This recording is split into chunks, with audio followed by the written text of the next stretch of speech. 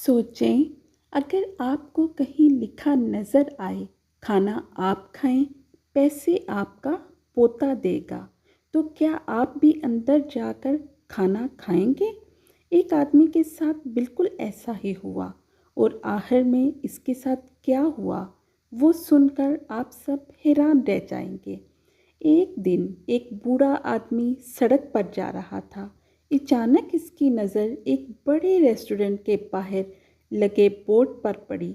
इस पर लिखा था, खाना आप खाएं, पैसे आपका पोता देगा। बूढ़ा आदमी मुस्कुराया और दिल में सोचने लगा, मेरा तो कोई पोता ही नहीं, इसका मतलब आज तो मुझे मुफ्त में खाना मिलेगा। वो खुशी खुशी रेस्टोरेंट के अंदर चला गया।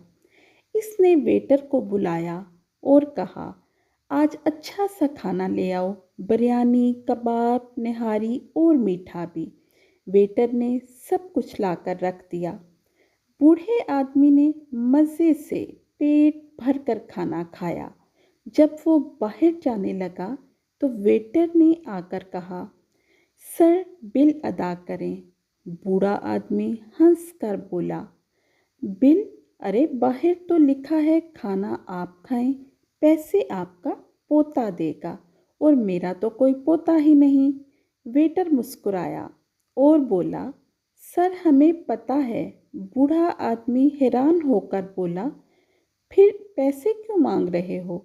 वेटर ने जवाब दिया, सर आज आपने जो खाना खाया है, इसके पैसे तो आपके दादाजी पहले ही अदा कर चुके हैं, क्योंकि वो भी यहाँ आए थे और उन्होंने भी यही सोचकर खूब खाना खाया था कि पैसे इनका पोता देगा।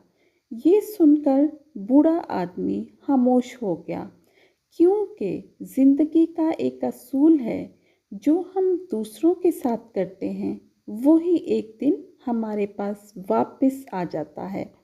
तो गाइस, जब भी कोई काम कीजिए, खाली लालच में आकर ही दूसरों की तरफ ना चले जाया करें।